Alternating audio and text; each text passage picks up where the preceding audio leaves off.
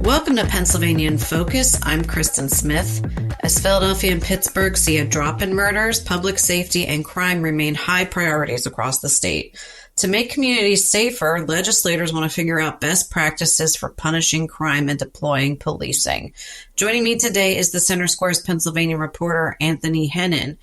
Anthony, so tell us about what some of these strategies are and who criminals might actually be more afraid of than the police. Yeah, so I think what's important to keep in mind for these discussions is, for all that we can do through the criminal justice system, through all these sorts of political and economic and other structures we have set up, they might actually matter less than just someone's mom getting upset with a criminal.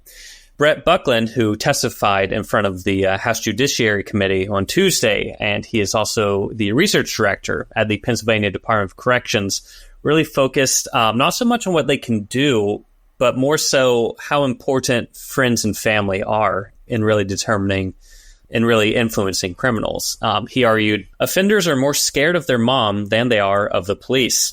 Those things bear out in the research and matter more than sanctions like arrests or corrections. So I think that's a really important point here. As many good ideas or policy plans or whatever else that we put in, they really seem to matter less than just people living their lives and being influenced by people they respect or care about.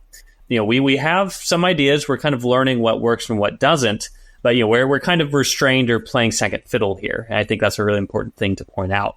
One thing that we've picked up on when we're talking about deterrence and making sure, finding ways to incentivize criminals not to, commit crime. David Harris, who's a professor of law at the University of Pittsburgh, he was really arguing that, building up mandatory minimums or having really intense long sentences doesn't really do it. There may be compelling reasons to do so for, considerations of justice or whatever. But when we're actually thinking deterrence, long sentences don't really cut it. And there's a very fundamental reason for this. Harris argued, potential criminals don't know what the sentences are. They never think of it. It is not within their thought process. Lots of crimes are committed as crimes of opportunity.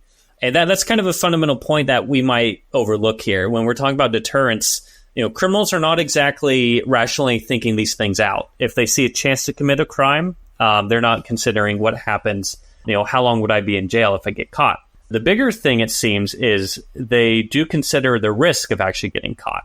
And if police departments are ensuring that if someone commits a crime, they'll be caught, or there's a high chance they'll be caught, criminals tend to shy away. And that actually does have some deterrent power. As Harris said, quite obviously, they really care about whether they'll be caught. If you can up the risk that the potential criminal will be caught, it doesn't matter how long the sentence is.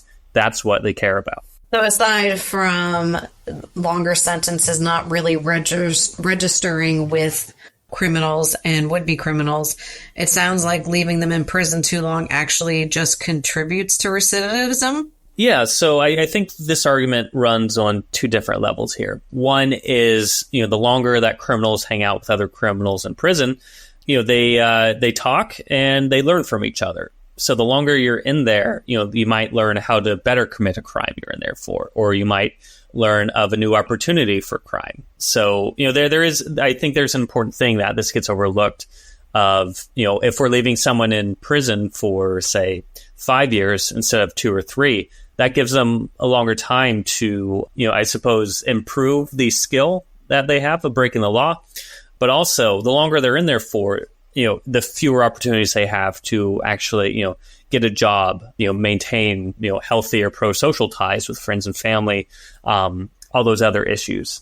So we may be over-focusing on punishment as in length, but we're really shooting ourselves in the foot here. We need to consider the, not only the financial cost of keeping people in prison longer, but also the opportunity cost of, it's going to be harder to get a job if you're in prison for 10 years rather than 5, or 5 years rather than 2 or 3.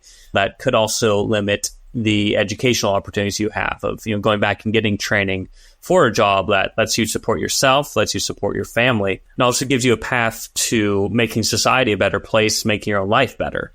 And so I think, we can get bogged down in the considerations of justice and punishment. But there's also that level of making sure we're not undermining ourselves, or we're not undermining the communities that people would go back to after they're out. Theoretically, helping inmates that are considered lower risk would give the state more money and resources to deal with higher risk inmates, correct?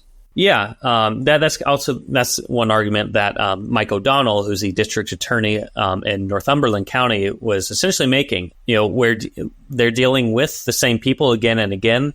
Clearly substance abuse and drug use drives a lot of this. But also, he said, if we're simply sending these individuals to jail, we're kicking the can for somebody else to deal with. So if we're not dealing with people effectively and separating, this is more a drug issue or a mental health issue, if we're only treating it as a criminal issue, on one level, we're just burning money, and that doesn't really help anybody. In some ways, it could be creating more future victims, unfortunately. Anthony, thanks for joining us today. Listeners can keep up with this story and more at thecentersquare.com. He ran for state office and was beaten. Started a business and failed. Ran for Congress and lost. But thankfully, Abraham Lincoln didn't give up. Persistence. Pass it on. From the Foundation for a Better Life at values.com.